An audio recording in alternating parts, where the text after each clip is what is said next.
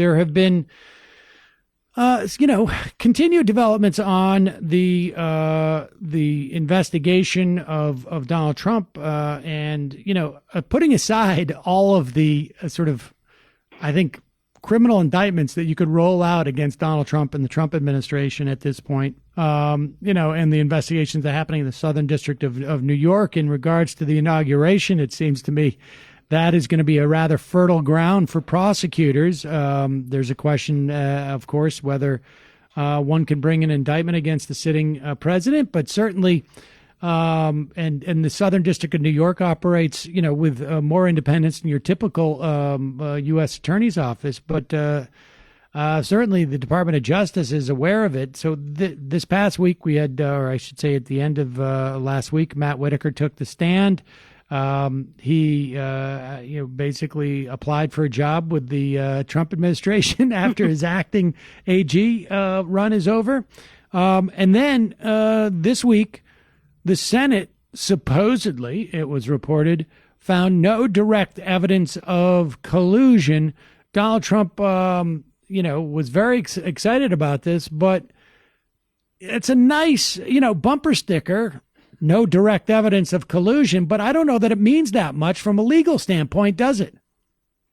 It doesn't. Collusion is not a legal term, and it's one of those, I know it when I see it kind of things, which, or maybe it's, depends on what the meaning of collusion is. For most of us observing this, whole scandal from the beginning, it's clear that the Trump campaign committed collusion. There's no doubt in my mind from the way I define it. And the reason I know this is because they took a meeting with Russian people that were presented as working on behalf of the Russian government, which was trying to help Trump win. It said so right in the email. And that they were bringing official documents and information about his opponent. They took the meeting. The campaign chairman took the meeting. The son-in-law, Jared Kushner, took the meeting. Don Jr. took the meeting. And they talked. And they went back and forth. As it turns out, they did have hacked emails. They were disseminated. That's collusion. Now, whether or not that's a legal, evidence of conspiracy, we don't know yet. We're going to find out if the special counsel puts together a case and makes that case that those meetings and that stuff that happened with the campaign rise to the level of a criminal conspiracy. Now, that's not the same thing as collusion, which I think is obvious actually happened. But, everybody's playing games with these words, right? Trump's been screaming, no collusion, no collusion. And this past week, the NBC reported that, as you pointed out, that the Senate Select Committee on Intelligence had determined that there was no, quote, direct evidence of collusion or / conspiracy. And everybody went, oh, my God, look, it's all over. Well, first of all, that committee does not have access to the kind of information, that top secret information that Robert Mueller has, nor have they interviewed the people, nor do they have the documentary evidence that might lead to that conclusion. So forget that. That's just something Richard Burr, the head of that committee, has been saying this for months, by the way. There was nothing new in this. He's, I haven't seen any evidence of collusion. He said it back last fall.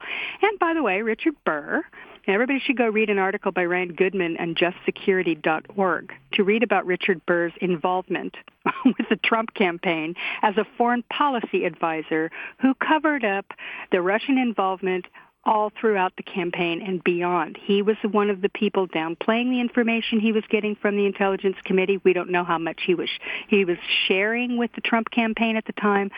All of this is very dicey. So he's kept a lower profile than Devin Nunes. But he's been playing a similar role, which is very much like the role that Howard Baker played during Watergate. He was lauded as a great hero for saying in the hearings, what did the president know and when did he know it? Well, the reason he said that was because he was trying to get the point across that the president wasn't involved. All these other people were doing the bad stuff. And it was only when the evidence became beyond, dispute that he suddenly turned into a big hero. And by the way, it turns out he was feeding the White House information this whole time. So that's where we stand with that thing. But there was another thing that happened that's very interesting, which is that there was a hearing held at the end of last week on the Manafort guilty plea as to whether or not he lied to prosecutors. And they released a transcript of that. It's heavily redacted, but you can read between the lines.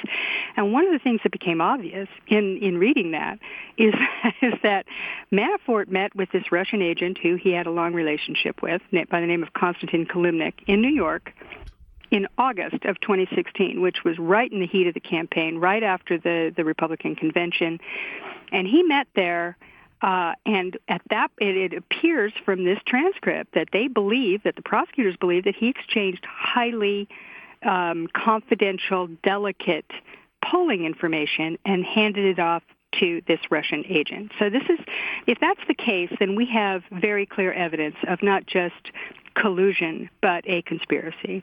And if that's the case, then, we're talking about quid pro quos. Now, there's a reason why this is very interesting to people like Marcy Wheeler, who follows this stuff, in great detail.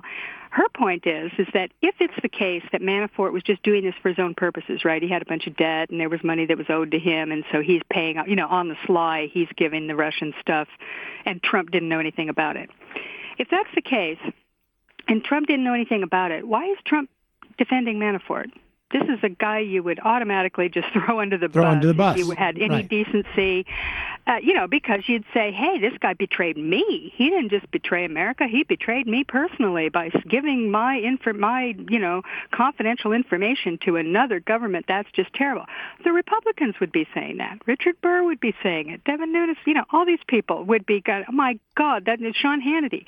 But they're not saying that. And so it really does. It's just one more little piece of evidence of a president and all of his minions acting guilty at every step of the way. And the only thing I would say, and I think at the end of this, we're definitely going to see at least some, I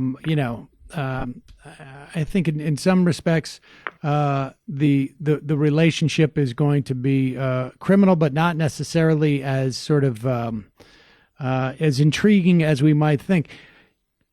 It's quite clear that Donald Trump has been up to all sorts of unlawful activity for decades, right? And gosh knows what he is afraid of someone like a Paul Manafort, who he's dealt with in the past, might have on him that may or may not have anything to do with Russia. I mean, we should put that out there. And so, I mean, I think, and that's not in any way exculpatory of Donald Trump. I just think that there is just so much more to this than meets the eye, that sometimes that those type of assessments, it's quite possible that Paul Manafort, that he's protecting Paul Manafort, but it may not be, for the the reasons that we think it is, right? Which is a possibility. Nevertheless, that is not an exculpatory statement about Donald Trump. They are clearly hiding stuff, and they are clearly afraid of stuff that's going to come out one way or another. And I guess we're going to have to wait and see. Don't think it's going to happen this week, but who knows? And Heather, as always, really appreciate your time this week.